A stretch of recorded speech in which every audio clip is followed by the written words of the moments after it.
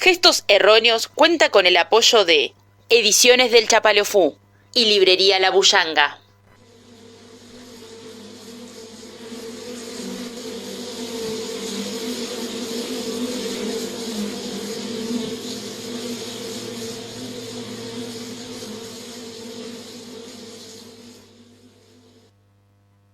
Mi cotidiano insomnio se obstina en el misterio de recordarme al otro, aquel que fui.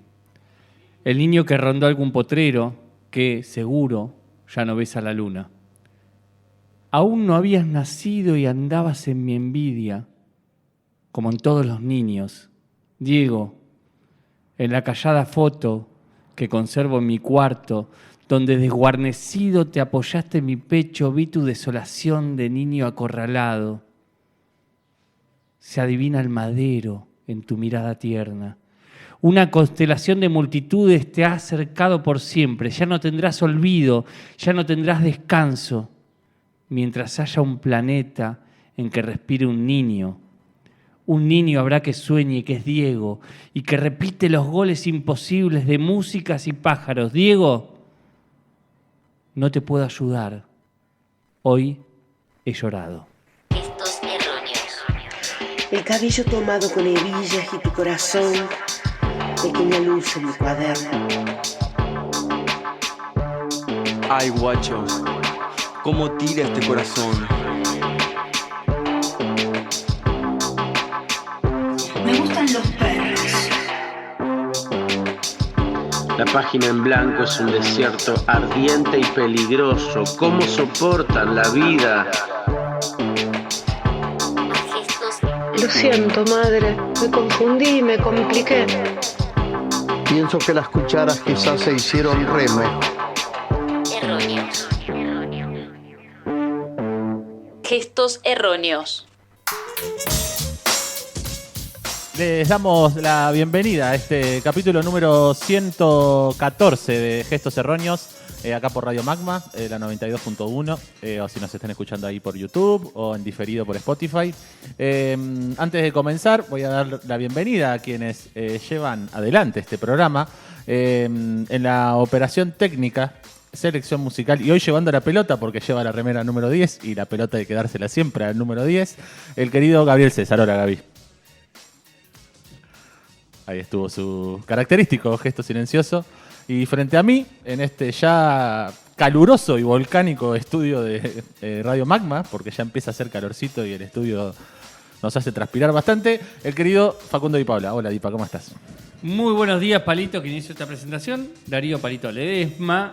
Y estamos en una especie de magma, ¿no? Sí, re. Nos estamos cocinando a fuego ahora lento. sí es magma total. Sí, la luz naranja, el calor, todos transpirados. Sí. Abrimos- Se viene época magma a pleno. A pleno, literal.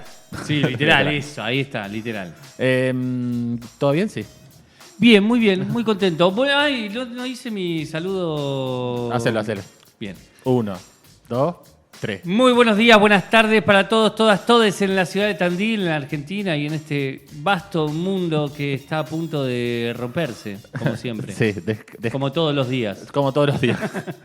Todo eso se repite cada día. Todo Bueno, Dipa, vamos a charlar de este... Esto va a llevar al llanto seguro los próximos 15 minutos, así que quien está escuchando que se agarre.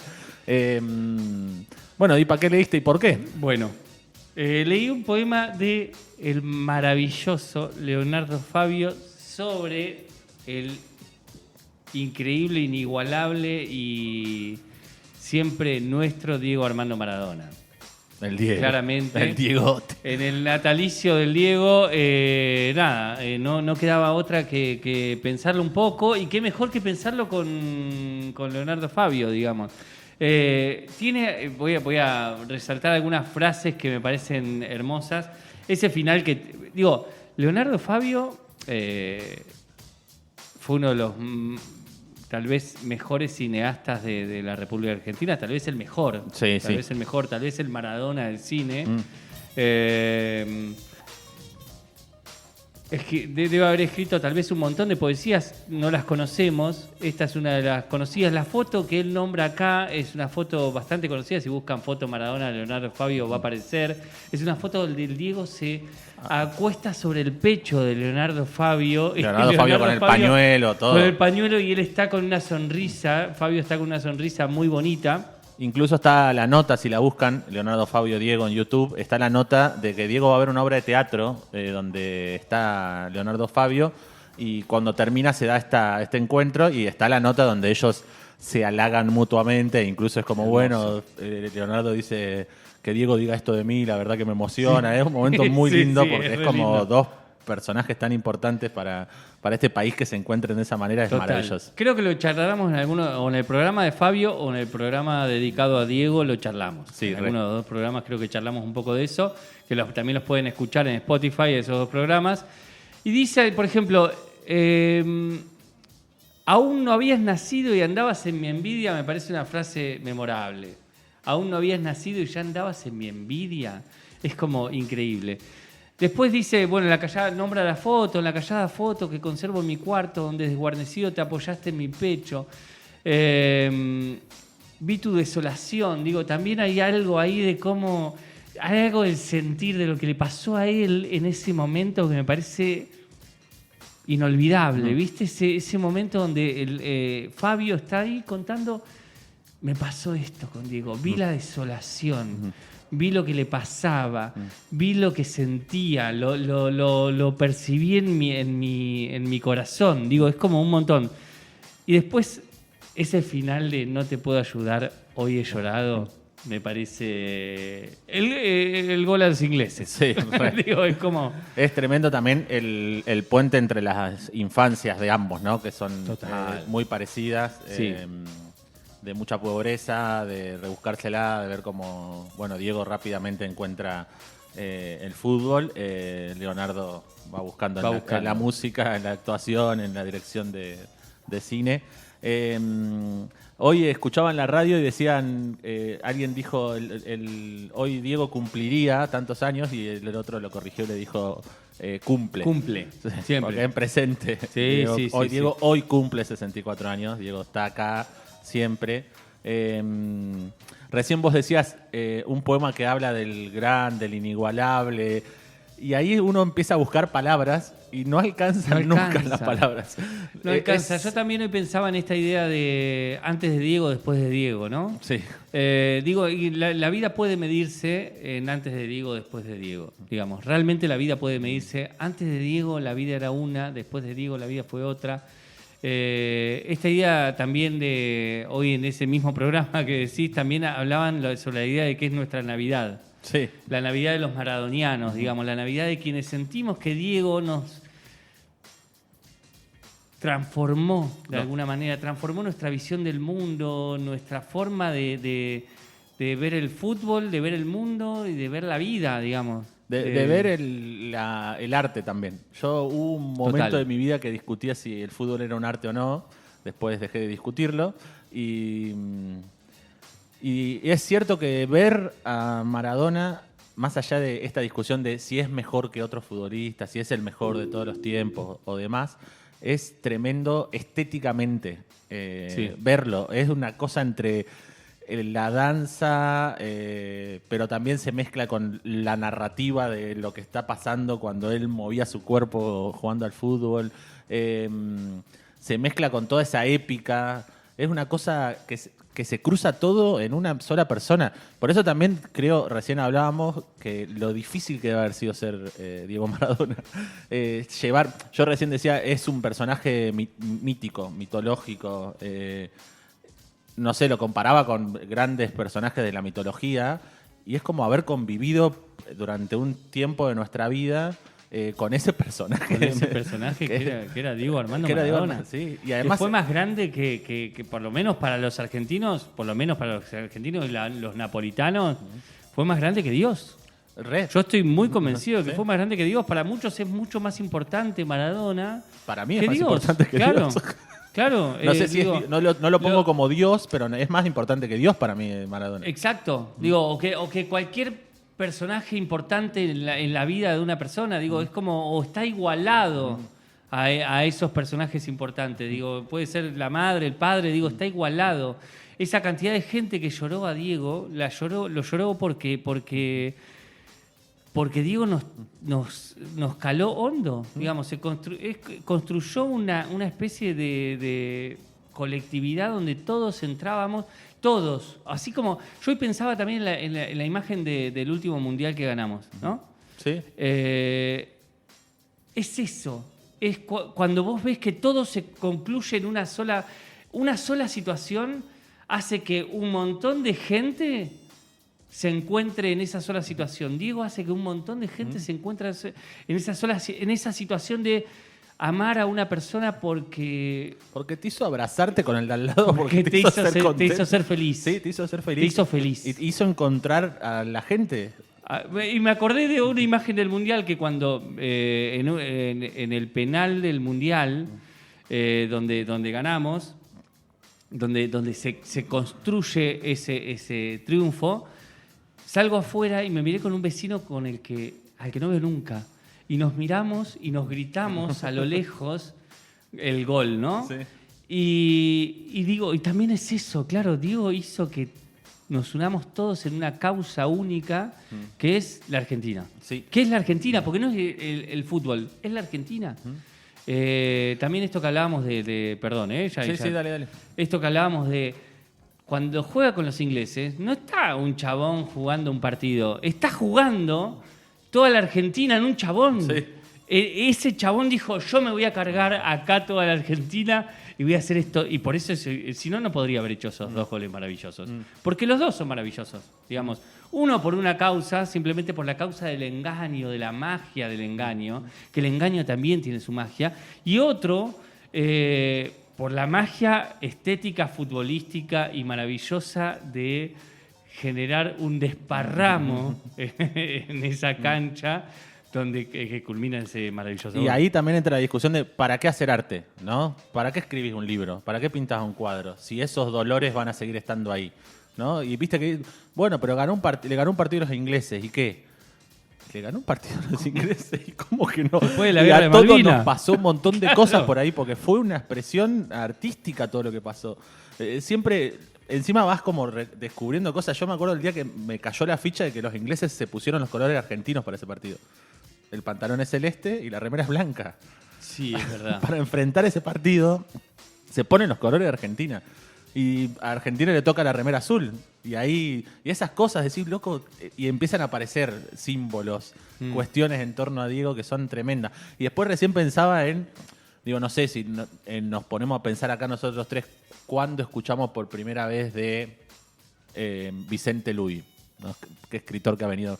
Podemos recordar, sí, me acuerdo que... Ahora, con Diego... No sé cuándo, o sea, siempre lo supimos. Yo nací después del Mundial 86, vos naciste y ya Diego era Diego, y ya sabíamos que, no es que un día alguien vino y nos contó, no, Diego Maradona es como que está ahí todo el tiempo, constantemente. Y después me acuerdo que en el programa que le dedicamos a Diego, hace un par de años, que lo pueden escuchar ahí en Spotify, como decías vos recién, no me acuerdo en qué tesis que encontramos ahí de gente hablando sobre la voz de Maradona, alguien contaba que todas las grandes hazañas de Maradona coinciden con los peores momentos de la Argentina a finales del siglo XX. O sea, Diego nace, el Mundial del 79 es plena dictadura militar, el 82 y el Mundial del 86, toda la decadencia del menemismo, y ahí Diego yendo en el 94 a Estados Unidos, jugando en Boca, jugando en Newell's, recorriendo un montón de lugares. Su caída física cuando se va a Cuba coincide con la caída o el argentinazo del 2001. La carrera futbolística de Diego, incluso hasta llegar al partido de despedida, que pasa muchos años después de que ya dejó el fútbol, coincide con todos los peores momentos. Su muerte coincide con la pandemia, ¿no? Hay un montón de cosas ahí que son... él estaba ahí para darnos alegría cuando fueron los peores momentos de esa etapa de la Argentina. Yo me acuerdo que el día que murió alguien me decía, ¿por qué estás llorando a alguien que no conoces? Por esto estoy llorando a alguien que no conozco. Sí, es que no es alguien que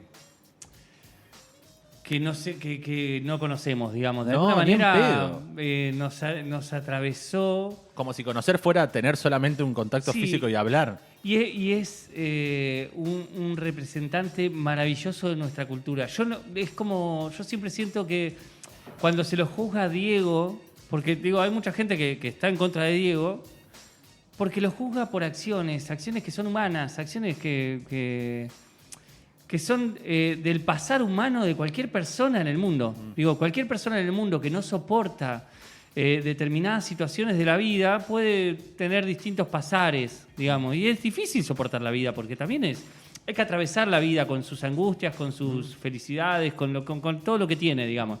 Hay que atravesarla, digamos. Yo no lo puedo jugar. Para mí es como, yo le daría un abrazo a Diego, digo, en ese sentido. Digo, che, Diego, ¿qué necesitaba? Y yo creo que necesitaría un abrazo, como lo dice Fabio en el poema, digamos. Vi todo en ese recostarte en mi pecho, vi todo tu desamparo, no me acuerdo cómo dice. Para mí Diego se juzga por, o se piensa, o se lo ama por otras cosas, porque es por lo que él construyó con su lógica de mirar al otro y de sentir lo que siente el pueblo argentino. Es un gran sentimiento, es como la condensación en una persona del sentimiento argentino. Entendió la Argentina en su cuerpo, la atravesó por su cuerpo, la vivió en su cuerpo, hizo lo que pudo con ese cuerpo atravesado por la guerra de Malvinas, por la última dictadura, por el hambre, por el hambre, por la pobreza, por el esfuerzo de sus padres, por el amor por sus hijas. Digo, todo eso es lo que nos pasa a todos los argentinos, todo lo que él dice, todo ese amor por sus hijas, es lo que nos pasa a todos los argentinos. Todo ese defender las Malvinas en un partido. Yo esto me lo voy a jugar porque estos hijos de puta en el 82 mataron a un montón de pibitos. Y los familiares están viendo este partido. Claro, yo no puedo pasar este partido como si fuera algo normal. Este es el partido más importante de la historia de mi país. Eso, para mí... Y en ese partido hace esas dos genialidades. Sí, eso para mí sintetiza una persona que ama. Ese tipo ahí se convirtió en un mito para siempre, sin lugar a dudas. Y tuvo que sobrellevar eso toda su vida. El 94, cuando me cortaron las piernas, también. Y después lo que hablábamos, que el Gaby lo traía, así, no sé si hay que ir redondeando, pero lo que el Gaby traía era que, digo, en el fútbol y en la construcción del fútbol, como está hecha ya cuando Maradona fue Maradona, uno puede optar por el silencio, por ser un tipo que solo juega al fútbol, que no opina sobre lo que está pasando en su país, en el mundo, en otros países. Y Diego no lo hizo. Fue en contra de eso. Ahora, pensemos cuántos futbolistas en este momento, agarremos los 26 campeones del mundo, cuántos de ellos dicen algo con respecto a cualquier situación que nos atraviese como país. No pasa, porque está construido para que uno pueda no decir nada. Y Diego decía todo el tiempo. Esto es interesante. No solo que Diego decía, sino que también ahora hay una construcción de cualquier persona que diga X cosa, salen a hacer la mierda. Digamos, ahí también hay que no existe un nuevo Maradona, que no existe un nuevo discurso popular que construya imagen en la gente, digamos. Que también hay algo ahí que construye el periodismo, los grandes medios, el discurso hegemónico, digamos. Es decir, pienso en Licha Martínez, digamos, que nada, el chabón dijo una sola cosa, se pronuncia a favor de las abuelas, lo hace mierda, ¿viste? Y decís, che, loco, este chabón no puede decir nada. No está diciendo nada, ni siquiera está diciendo que Milei es un hijo de puta. Está diciendo que, che, por ahí está bien esto. Sí, el único que está más o menos así es Román, y así lo están atacando todo el tiempo. Y lo están haciendo mierda. Bueno, y después una cosa que creo que pasa de eso de no callarse nunca, por eso estamos todo el tiempo diciendo, ¿qué diría hoy Diego? Todo el tiempo es, qué ganas de que se pare acá, le pongan un micrófono adelante y el tipo diga tal y tal cosa.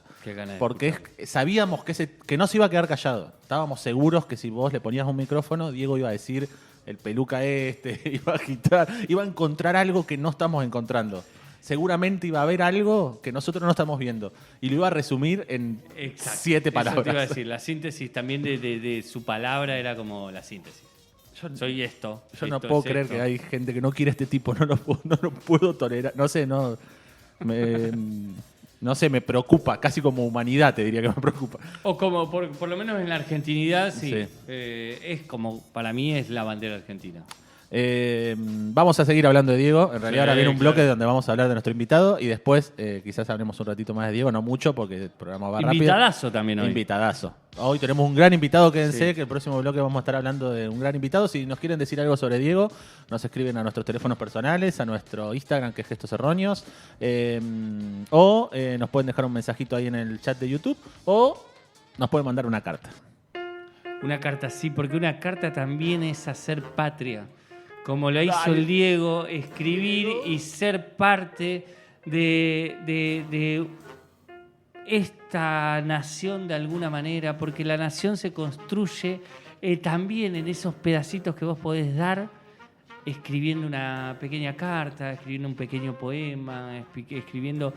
Nada se olvida, todo queda guardado en la memoria. Así que escribí esa carta, hablanos de Diego, ponela en un sobre, mandala a Irigoyen 882 para el programa Radial Gestos Erróneos. El código postal es de Tandil es 7000, así que vengan esos recuerdos de Diego.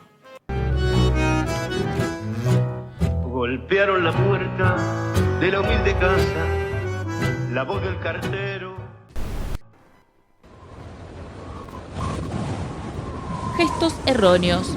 El salto al vacío del terraplanista acorralado. Recuerdo con cierta tristeza los años de la niñez.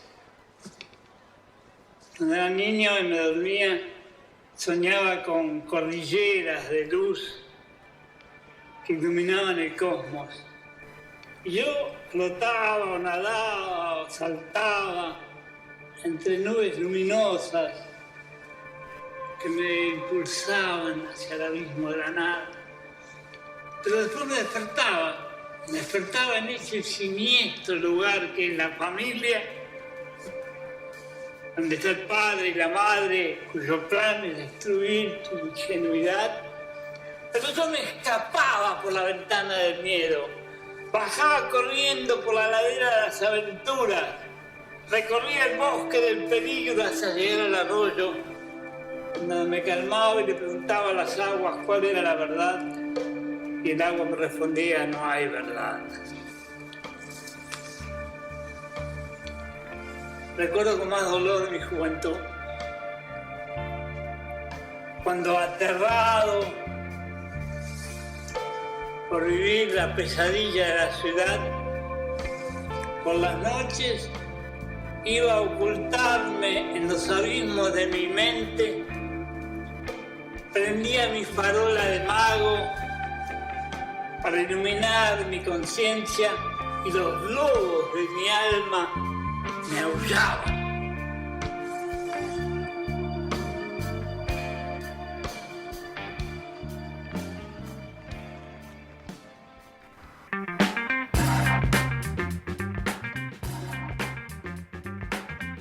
Que 2 de Gestos Erróneos y acabamos de escuchar la voz del invitado del día de hoy y es el maravilloso, porque también ahí vamos a buscar adjetivos y no lo vamos a encontrar, Enrique Sims, mítico escritor, periodista y trabajador de la cultura y de la contracultura, también podríamos decir, de nuestro país.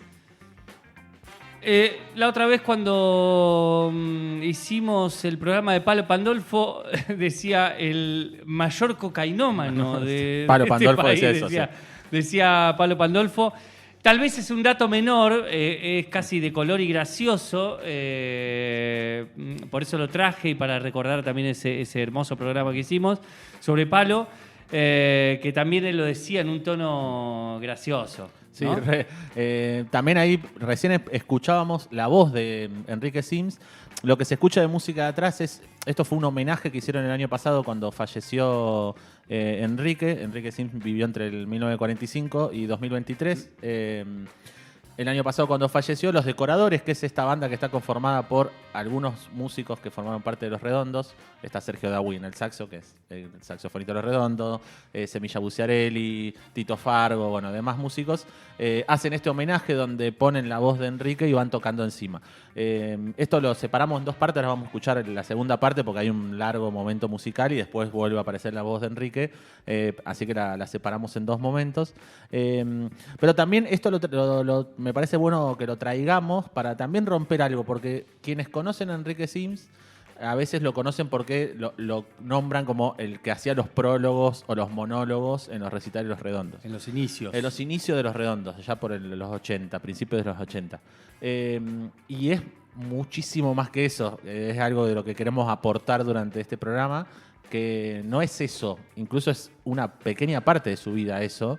Está bien que está pegado a algo tan magnético como Los Redondos y entonces es difícil separarlo, pero la verdad que el peso que tiene como escritor y el peso que tiene también la revista Cerdos y Peces, de la que también vamos a hablar un poquito, y su forma de pensar y ver el mundo también, que me parece que es muy valiosa para entender un montón de cosas que nos pasan. Sí, yo creo que también el último, casi que podríamos decir el último punk en la escritura, digamos. Ahora está Mariana Enríquez, si querés, que podés asociarla un poco con una cultura muy cercana a esta escritura de Enrique Sims, pero también hay una forma de pensar el mundo, el capitalismo, el entorno social. Ahí decía algo sobre la familia, digamos, también, las instituciones como un órgano de dominación todo el tiempo y ver todo el tiempo eso.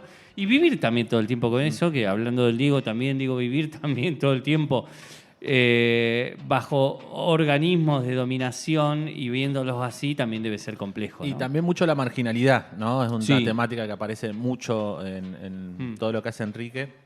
Así que bueno, iremos viendo qué podemos... ¿Te puedo leer? Mirá, dale. Algo que me parece que de alguna manera lo describe. Tengo muchas descripciones que él hace de sí mismo, varias encontré, pero esto es la última editorial de la revista Cerdos y Peces, un fragmento que él escribe y dice: mi cuerpo, como la madera seca y crujiente de un viejo barco, está muy cerca de reposar en la última orilla. La fuga constante que ha sido mi vida está pronta a concluir. Aquello de lo que siempre escapé finalmente me ha encontrado. No tengo miedo. Las fauces del plan, que a lo largo de toda mi existencia estuvieron acechándome, hoy se encuentran como con un ser deshabitado.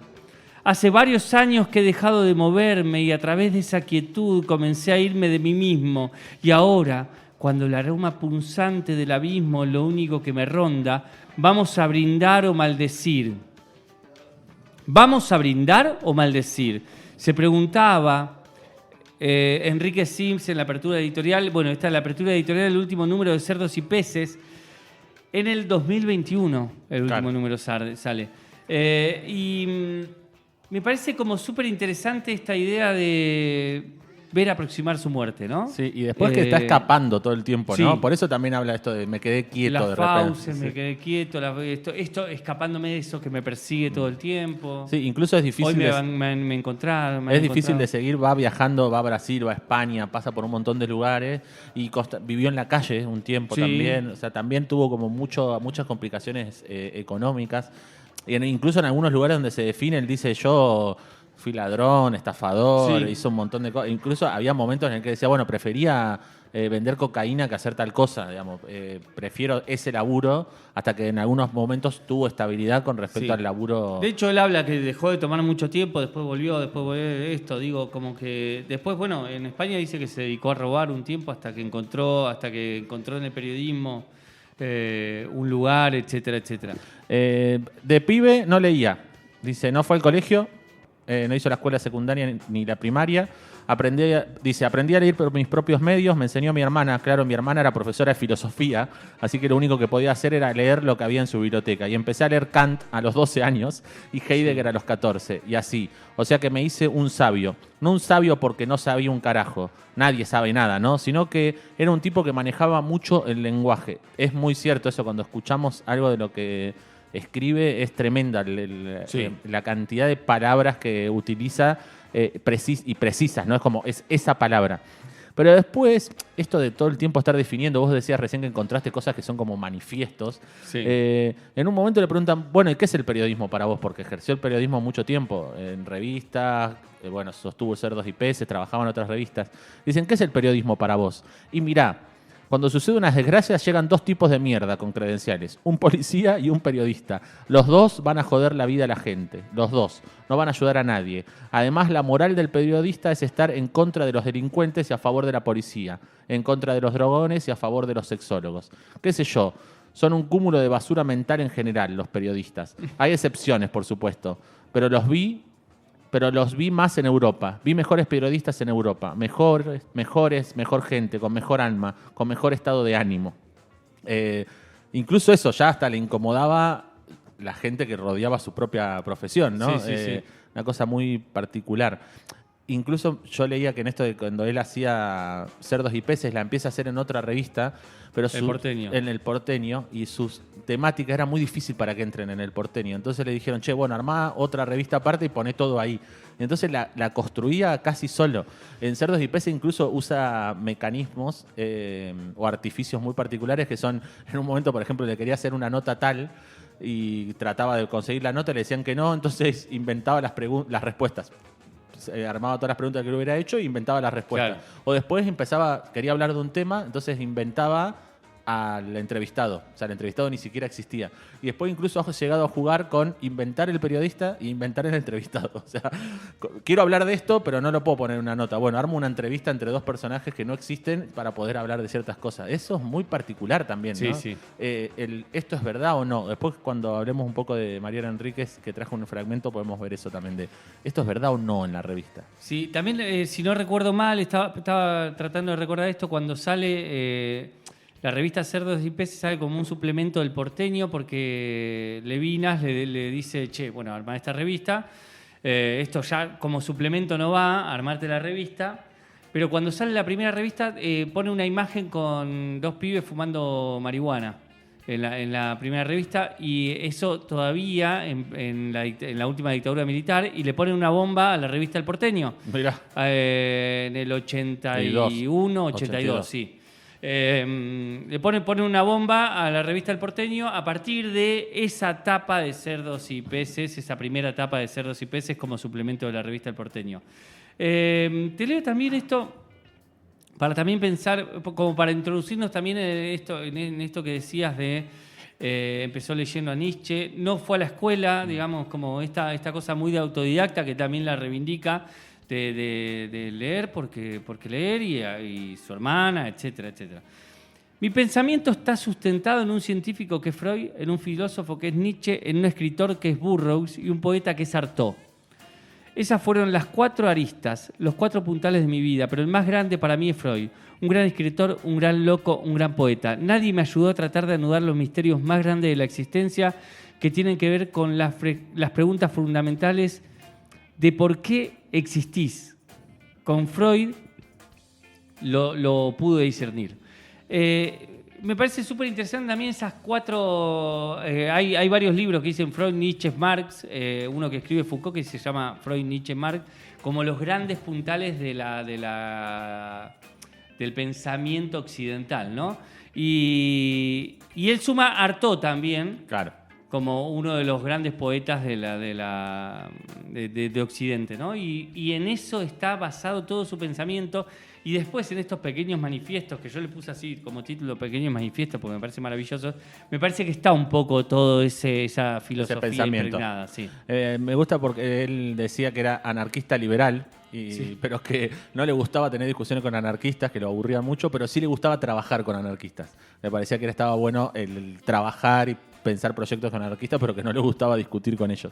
Le preguntan en una nota cómo trasunta en la escritura el caos del ser humano. Transmuta en la escritura el caos del ser humano. Y él dice, hay muchos tipos de escritura. Me gustan las que provienen del futuro. Aquí en Latinoamérica todas provienen del pasado. Estamos condenados por los desaparecidos, los indios, masacres, la historia. En la Argentina, si no sos peronista, no escribís. Me gustan los yanquis. No hay un escritor quizás Vargas Llosa que está a la altura de Hemingway, Henry Miller, Scott Fitzgerald, Jack London. Bueno, yo me crié con una sensación así. No me interesaba nada de la Argentina porque vivo acá.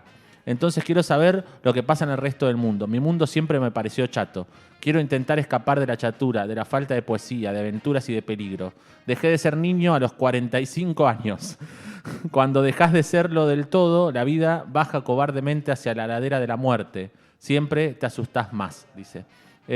Bueno, se nota que la búsqueda era en otro lado, ¿no? La búsqueda de la lectura, de Sí. qué le interesaba. Incluso en los que nombraste vos también. No ha Total. aparecido hasta ahora ningún nombre que tenga que ver con nuestra literatura. Total. Que bueno, es algo igual que pasa en el ser argentino también, digamos. Hay algo tomado muy de Francia. Siempre estamos más tomando de afuera que hay grandes filósofos acá en Argentina. Pero bueno, también algo que dice Borges, que es el ser nacional se conforma por todas esas identidades que vienen de afuera. Sobre el arte, dice él... le pregunta si anda escribiendo, entonces él dice, estoy en diálogo con Planeta y Sudamericana, pero necesito plata ya. Y ellos tienen grandes planes donde las cosas pueden ubicarse en 1 o 2 años. Y dice, estamos en otra época de la edición. En esta época rara, los productores son tan o más importantes que los músicos. Los editores te corrigen y editan el libro y te dicen qué tenés que escribir. Los curadores deciden cuál es la pintura que tiene que haber. Es una época del intermediario, de la apropiación del artista. El artista ha desaparecido como figura, ya no existe. Estoy como todos pobre. Me piden autógrafos, pero no tengo un peso. Yo tengo una fama inútil, si es que alguna no lo es. Y dice, Borges celebra a Spinoza por notar que es preferible ser amado o admirado. Porque la admiración es una abdicción de la mirada, un extravío. El que te admira no te quiere. Esto es súper interesante. El que te admira no te quiere, no te toca. Te podés morir delante suyo. Proyecta sobre vos, pero nunca va a hacer nada por vos. Me parece súper interesante. Tremendo, sí. La idea, esta entrevista se la hizo... ahora no me sale el nombre. Walter... Lescano. Mirá. Esta entrevista es de Walter Lescano. Cuando lo veamos a Walter. Viene Walter. Sí, total. En un mes viene Walter. Es una de las últimas, o si no la última entrevista que le hicieron, es una de las últimas entrevistas que le hicieron. Bien, le vamos a preguntar cuando esté qué onda Sí, Enrique total. Sim. ¿Te parece que volvamos a escuchar cómo termina este homenaje que los decoradores le hicieron a Enrique Sims? ¿Cuándo llegaron los presagios del futuro? ¿Cuándo dejamos de ser las panteras acechantes que antes éramos para convertirnos en esta jaula de palabras que hoy somos? ¿Dónde está el ciego que conducía esa calle en donde hoy nunca hay nadie? ¿Dónde está el mago que le robaba el culo a los rayos para iluminar los bosques donde jugaban nuestros niños? ¿Dónde están? Ahora soy viejo y mis sueños se parecen a mi vida cotidiana. Aburrimiento continuo. A las 6 o 7 de la mañana me despierta la tos del viejo diariero que pasa por abajo de la puerta las noticias muertas de ayer. Salgo a la calle a preguntarle a la guerra del hospital de la mañana cómo está nuestra vida. Y me responde la sirena de la fábrica, me dice que la vida sigue aprisionada. Sale el vecino en pijama, con su rostro encendido de felicidad para recoger el diario. Lo miro y veo en sus ojos la pesadilla de este mundo horroroso en el que vivimos. Y ahora quiero ocultarme en el abismo de mi mente y no la encuentro. No hay farola para encender la magia, ni siquiera hay lobos aullándome en mi alma.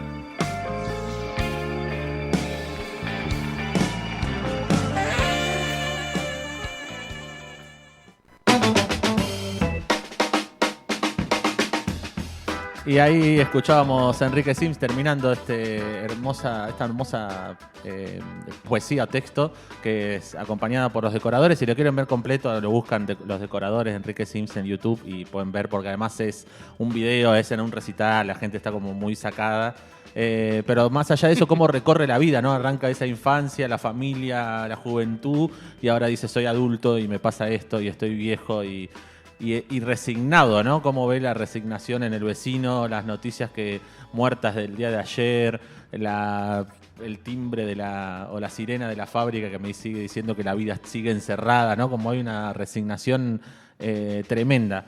Le preguntan en un momento, ¿el arte ya no puede modificar realidades? Y él dice, no molesta ni a un portero suizo. Como dijo Buñuel, el cine son 700 idiotas mirando la pared vacía.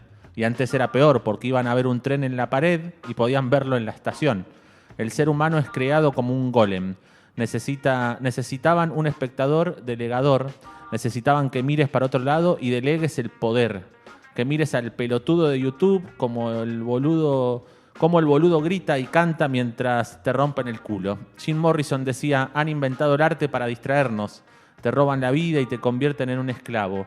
Andás por ahí cumpliendo normas. Porque no solamente están las leyes, andás cumpliendo normas, viviendo en una casa y yendo del comedor al baño como un boludo. Bien. Tremendo, porque además esto, ¿no? Me gusta estás cumpliendo normas. Sí. O sea, porque están las leyes, pero también están las normas y las estás cumpliendo, ¿no? Y también esta idea de...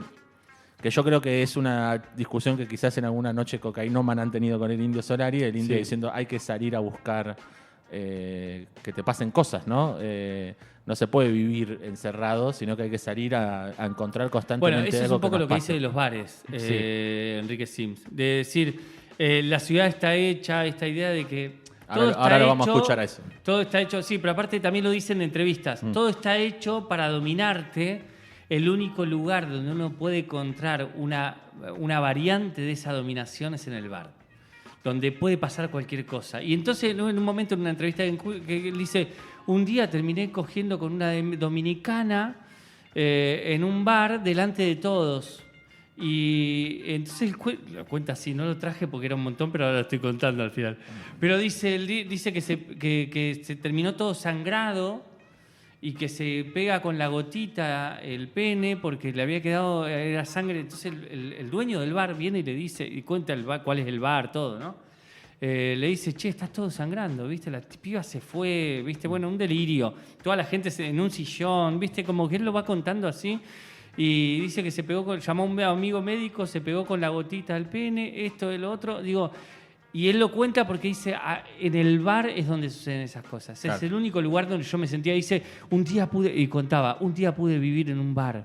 O sea, un día no, viví meses en un bar, pude estar en un bar y para mí fue lo mejor que me pudo haber pasado en la vida. Digo, estuvo meses como en un bar viviendo porque lo administraba, no sé, no me acuerdo cómo era la anécdota, pero también, digo, hay algo ahí y es verdad, yo lo pensaba, digo, es verdad. Es el único lugar donde pueden pasar cosas raras. Porque la gente está en otra. Es el único lugar donde la gente se mete y dice, acá es mi lugar de exploración física, de goce, sexual, etcétera, etcétera.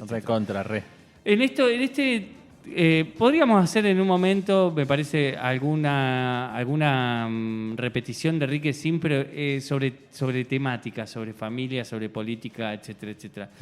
En esto que yo le puse como título Pequeños Manifiestos, dice en un momento... le preguntan sobre si existe algún espacio donde algo que no reproduzca el sistema, un poco en relación a esto que veníamos hablando, ¿no? Dice, es casi imposible a esta altura. Me hubiera gustado saber qué pasaba si seguía las Cerdos y Peces que salió el año pasado. Esto es en el 2004, hace mucho. Pero me traicionaron mis socios que eran inversores de un partido político, el MST. Porque no sé si hubiera logrado algo o no, pero lo que le pasó a Chabán es un espacio para pelear. Además, los mejores momentos para el arte son aquellos donde es muy difícil hacerlo. Y dice, el mundo es terrible. La ciudad es una casa, otra casa, un comercio, otra casa, una institución. ¿Y qué es vivir? ¿Tengo trabajo, me caso, me enamoro, tengo hijos? ¿Tengo un comedor, una cama, una silla y una mesa? Esos son los grandes planes para clavar al hombre contra el piso. Internet es la continuación de ese viejo plan. La cama fue el intento de terminar con la sexualidad, la publicidad descarada de la monogamia, que antes no existía. Antes había un bosque y ahora vivimos en una plaza. Entonces el mundo ya es detestable. No necesita comida ni techo. El mundo necesita éxtasis, que a su vez se logra con aventuras y hechos inauditos. Se logra con drogas, con un sexo descabellado, promiscuo, que etimológicamente quiere decir confuso. Todo lo que no sea promiscuo, como decía Bourdieu, el hombre es en su alma tiene un lobo y una oveja. Y estoy de acuerdo en que el lobo no debe comerse a la oveja. ¿Pero de qué vive? ¿Vas a matar a tu lobo? Por eso, en mi autobiografía decidí contarme como un rufián, porque hay que hablar mal de uno mismo para que te crean. Siempre fui a la calle. Cuando el indio me escribió, el indio Solari, ¿no? Cuando el indio me escribió ese tema que parece un tango que dice el acento del barrio te queda mal, nunca supo la vida que yo tuve, mi vida carcelaria. Yo conté todo eso ahora porque murieron mis padres, que eran el límite para contar mi vida verdadera. Ahora que murieron no tengo límite, no tengo nada. También es súper interesante esto que dice de los padres. Para mí, cuando leí esto dije, che, loco, qué interesante que el chabón también ponga a los padres como un límite, como su única regulación. No existen reglas para mí. Soy este descontrol, quiero promiscuidad, quiero sexo, drogas y rock and roll todo el tiempo. Pero no voy a contar esto mientras mis padres estén vivos porque no quiero que se enteren. Ese lugarcito de cuidado sobre los padres me parece que es un detalle que, no sé, habría que pensar a Enrique Sim a partir de ese detalle, digamos. Recontra. Quiero sumar, antes que en un ratito nos estemos yendo, la importancia de la revista Cerdos y Peces que dirigió. Salió entre el 82 y el 2011, por ahí. En un momento salió con más regularmente, otras veces con mucho tiempo de entre una publicación y la otra. Gabriel Levinas, que hablábamos que dirigía El Porteño y que fue quien le dijo, che, arrancá con Cerdos y Peces, dice, lo interesante de la existencia de Sims en el mundo del periodismo es haber abierto los ojos del oficio a una nueva realidad, el de la marginalidad.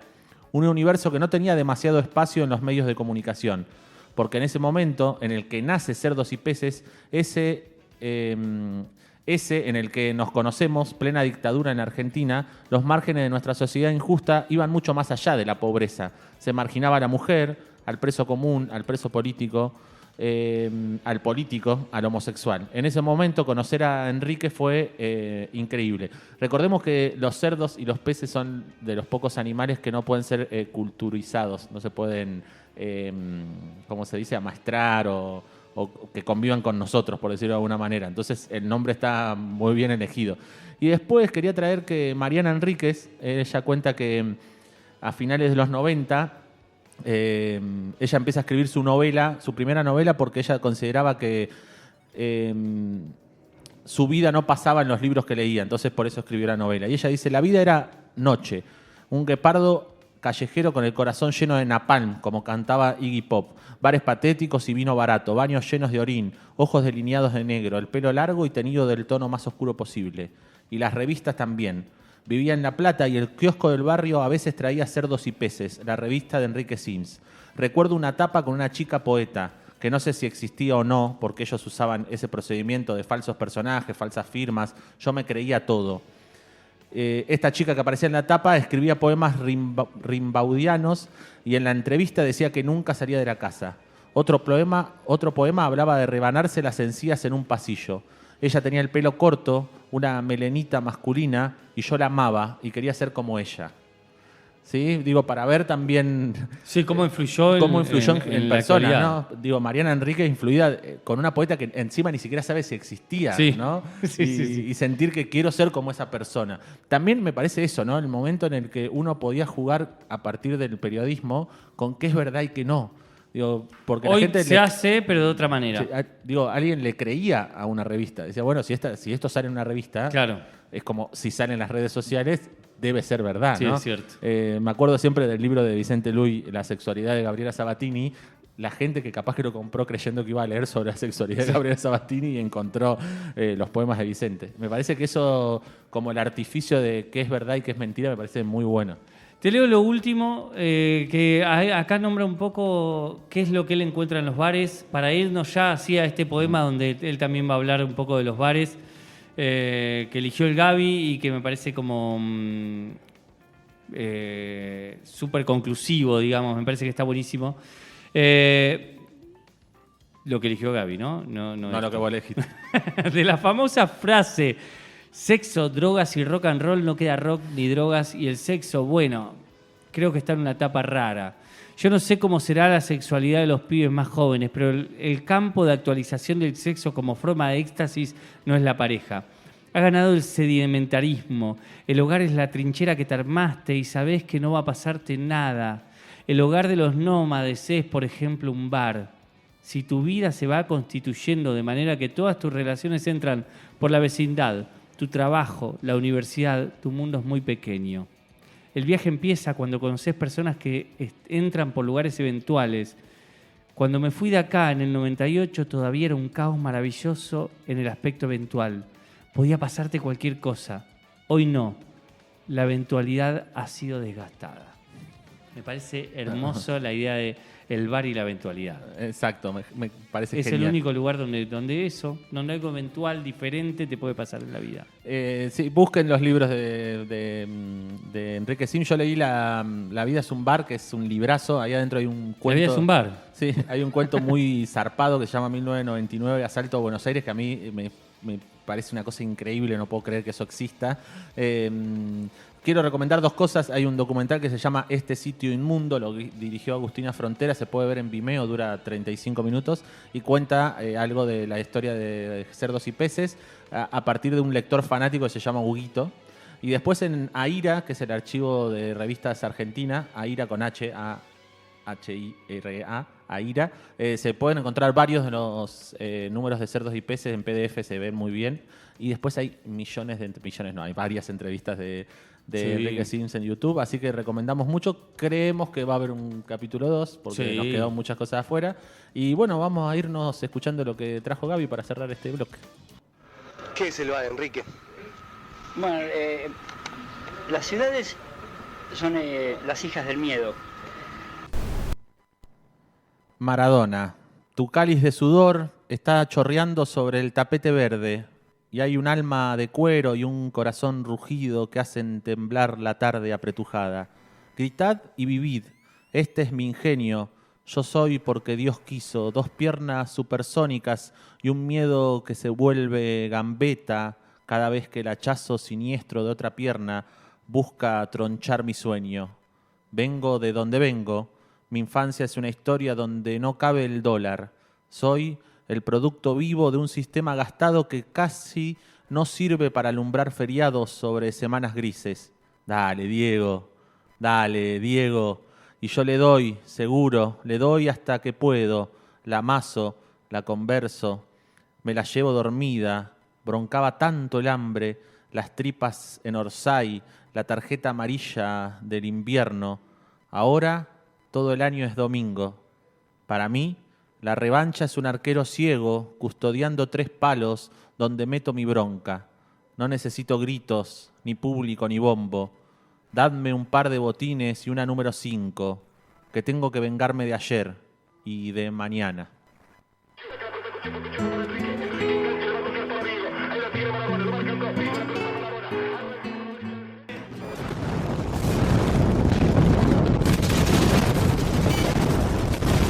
Gestos erróneos. Una trinchera literaria contra los operadores del olvido. Y ahora sí, bloque 3 de este hermoso programa que hemos tenido de Gestos Erróneos.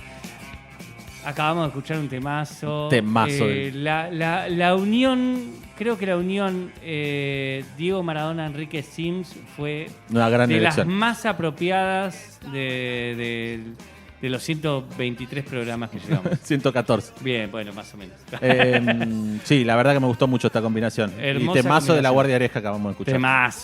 Temazo.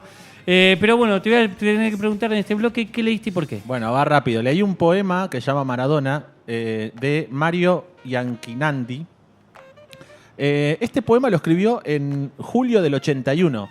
Mirá. Y lo elegí porque Todavía me gustaba. todavía no había... Diego era solo campeón de... Había sido como... Sí, con argentino. Sí, no, ni siquiera. Había sido campeón del Mundial de Juvenil y todavía... No, con Argentino Junior, digo. No salió campeón con Argentino Junior. No salió campeón. En Argentina solo salió campeón con Boca, pero es a fines del 81.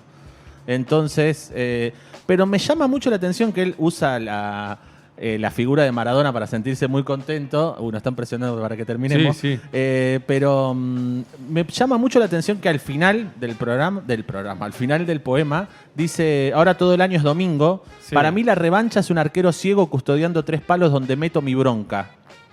Y después dice: dame un par de botines y una número 5 que tengo que vengarme de ayer y de mañana. Es premonitorio de lo que pasa en el Mundial total. 86, ¿no? Después, claro. Voy a depositar mi bronca en el arco y voy a vengarme de lo de ayer y de lo de mañana. Me pareció impresionante eso. Encontré un poema 5 años antes de la hazaña de Diego que me pareció premonitorio. Esto de que a veces la poesía anuncia algo que va a pasar más adelante, ¿no? Sí. Y por eso creo que lo traje. ¿Y para hablar quién un es poco? el poeta? ¿Lo conoces? No, Yo no es muy conocía. conocido. Mario Ianchinandi. Porque está muy bien el poema también. Y nada, me gustó eso. Me pareció muy bueno que sea la premonición. Hermoso. Así que bueno, eso. nada, un saludo a Diego donde esté. Eso. Que lo amamos. Y también a Enrique Sims, que también lo amamos mucho. Claro. Capaz que están juntos. Sí, qué linda. Sería hermoso. Qué linda dupla, papá. Bueno, ¿vamos a los saludos? Vamos a los saludos. Bien. Vamos a empezar saludando a Néstor Di Paola, que con su editorial ya van muchos años acá en la ciudad de Tandil, pero que aparte tuvo la gentileza de mandarnos hoy unas décimas que escribió también para Diego y que se llama Barrilete Cósmico. Décimas que escribí y publiqué en el 2004. Dice: ¿y qué importa el que dirán? Total, la gente siempre habla. La polémica se entabla desde los tiempos de Adán. Los detractores están casi en guardia permanente. Lo que no entiende esa gente cuando habla de tu cultura es que hacer esa pintura muestra a un ser inteligente. Otros no te perdonaron las verdades que dijiste. En el clavo siempre diste como jamás lo pensaron. Ellos solo se fijaron en tu cuna rabalera. Les pareció una quimera que tengas una opinión, alguna idea, un blasón y hasta el Che como bandera. Dale. ¡Vamos! Vamos, Néstor. Así que bueno, saludamos de esta manera a Néstor Di Paola. Y a Ediciones Qué del mejor, Chapaleofú. y a Ediciones del Chapaleofú. Y qué mejor que Ediciones del Chapaleofú con estos versos maravillosos que puede escribir y que Néstor Di Paola te corrijan esos textos que vos tenés ahí guardados, encajonados, y que los saques a la luz y digas: che, se los voy a mandar a Néstor a que me los corrija y que los ponga nuevamente en circulación para poder tal vez publicarlos, presentarlos en una tesis o lo que sea, y te recibas o publiques tus textos y le mandes un mensaje a nestordipaola@gmail.com para que te los corrija después de esas décimas maravillosas. También le vamos a mandar un saludo a Dani y a Tati, que llevan adelante La Bullanga, que es una librería compañera, una librería de editoriales independientes que se encuentra ahí en Colón 1479, pegadito a la Biblioteca Salceda, con quienes hacen diferentes actividades, talleres, eventos y demás. Hay un montón de promociones, así que si querés saber lo que está pasando ahí en La Bullanga o qué onda su catálogo, lo podés seguir en sus redes sociales como labullanga.librería. Síganlos porque además está por venir La Minga, que es la feria de editoriales independientes y cultura gráfica, que se va a hacer ahora a mitad de noviembre. Ya iremos hablando de eso en el programa. Pero nosotros tenemos una palabra clave, vos vas, las decís en La Bullanga y te hacen un 10% de descuento en tu compra, y la palabra clave de esta semana es... Milonga. Milonga, hermosa palabra que de alguna manera hermana a los dos invitados de este programa. Bueno, y ¿tenemos algún saludo más? Llegó un saludo de Mateo, que nos escucha desde Córdoba, que dice: me hacen llorar, ¿cómo se va a morir el Diego? Se pregunta, es lo que nos preguntamos todos. Creo que es el único saludo que llegó. Sí, yo le puedo también mandar un saludo a... que lo cerré esto. A Miri, de Uruguay, que también nos dice que... Maravilloso y que luego nos escucha, que le encantó la lógica del programa, pero que luego nos escucha. Bien, perfecto. Le vamos a mandar un gran saludo a ese y a los compañeros de Mi Mundo Redondo que ya están por arrancar, que nos están mirando con cara de loco, dale, ¿cuándo van a dejar arrancar? Tan remanija, sí, remanija. Nos están esperando afuera para cagarnos trompada, me parece. Sí, Incluso nos vino a amenazar. Sí, incluso está hablando por teléfono, creo que está llamando gente para pegarnos. Sí, para pegarnos, listo, perfecto. Así que quédense escuchando. Así que vámonos. Sí, quédense escuchando Mi Mundo Redondo. Este programa fue llevado adelante por la operación técnica y selección musical de Gabriel, Facundo y Paola en la conducción. Muchas gracias y les quiero mucho a todos los que están del otro lado. Y mi nombre es Darío Ledesma Palito. Este ha sido el capítulo 114 de Gestos Erróneos.